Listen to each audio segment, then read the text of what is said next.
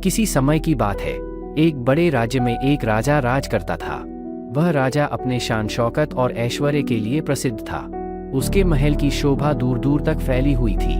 महल में हर प्रकार की सुख सुविधा थी और हर समय मनोरंजन के साधन मौजूद रहते थे। राजा का जीवन हर प्रकार से सुखमय था, लेकिन वह धीरे धीरे अपने राज्य और प्रजा की समस्याओं से दूर होता जा रहा था। राजा के राज्य में एक छोटा सा गांव था, जहां एक गरीब किसान अपने परिवार के साथ रहता था। उस किसान का नाम रामू था। रामू बहुत मेहनती और ईमानदार व्यक्ति था, लेकिन उसके पास बहुत ही कम जमीन थी, जिस पर खेती करके वह अपने परिवार का गुजारा करता था। उस साल सूखा पड़ने के कारण उसकी फसल खराब हो गई और वह अपने परिवार के लिए अनाज भी नहीं जुटा पाया। रामू ने बहुत कोशिश की, लेकिन उसे कोई मदद नहीं मिली। गांव के सभी लोग भी इसी हालात में थे, क्योंकि सूखा पूरे क्षेत्र में फैला हुआ था। रामू की हालत दिन ब दिन बिगड़ती जा रही थी।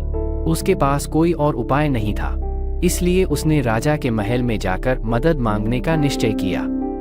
एक दिन रामू ने अपने पुराने कपड़े पहने, एक छोटी सी गठरी बनाई और राजा से मिलने के लिए महल की ओर चल पड़ा। महल पहुंचने पर उसे दरबार के बाहर रोक दिया गया। दरबार के पहरेदारों ने रामू को उसकी फटेहाल हालत देखकर दरबार में जाने से मना कर दिया, लेकिन रामू ने हार नहीं मानी।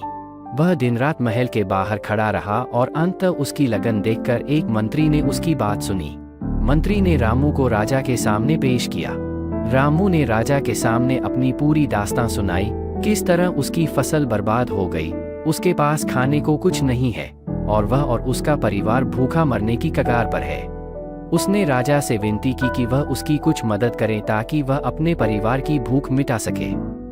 राजा ने रामू की बातें सुनी, लेकिन वह अपनी ऐश्वर्यपूर्ण दुनिया में इतना खो गया था कि उसे गरीब किसान की परेशानियां छोटी लग रही थीं। उसने रामू से कहा, तुम किसानों की तकलीफें कभी खत्म नहीं होती। हर बार कुछ न कुछ मांगने आ जाते हो। मेहनत करो, भगवान तुम्हारी मदद करेगा। यह कहकर राजा ने रामू को वहां से जाने का इशारा किया। रामू निराश और हताश हो गया। वह महल से बाहर निकला और सोचने लगा कि अब क्या किया जाए। उसकी आंखों में आंसू थे, लेकिन उसके दिल में एक उम्मीद थी कि शायद कोई और तरीका हो जिससे वह अपने परिवार को बचा सके। महल से लौटते वक्त रामू ने रास्ते में एक साधु को देखा। साधु ने रामू की हालत देखी और उससे पूछा, बेटा, तुम इतने दुखी क्यों हो? रामू ने साधु को अपनी पूरी कहानी सुनाई। साधु ने रामू की बातें ध्यान से सुनी और कहा, तुम्हें राजा से कुछ नहीं मिलने वाला, क्योंकि वो अब अपनी प्रजा से दूर हो गया है। लेकिन तुम्हारी मेहनत ही तुम्हें बचाएगी। एक बात ध्यान रखना, मेहनत करने से कभी पीछे मत हटना और हमेशा अपने ऊपर भरोसा रखना। साधु की बातें रामू के दिल को छू गईं। उसने ठान लिया कि वह हार नहीं मानेगा। अगले दिन रामू ने गांव में जाकर सभी किसानों से बात की और उन्हें एक साथ मिलकर काम करने के लिए प्रेरित किया। सभी किसान मिलकर एक दूसरे की मदद करने लगे।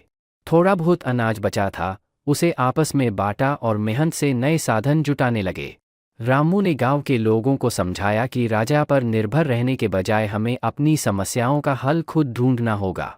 सभी ने एकजुट होकर खेतों में नई तकनीकों से काम करना शुरू किया और अगले साल जब बारिश हुई तो फसल पहले से कहीं ज्यादा अच्छी हुई। गांव में खुशहाली लौट आई और रामू की मेहनत रंग लाई।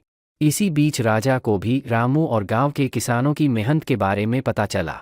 राजा को एहसास हुआ कि वह अपनी प्रजा की समस्याओं से कितना दूर हो गया था।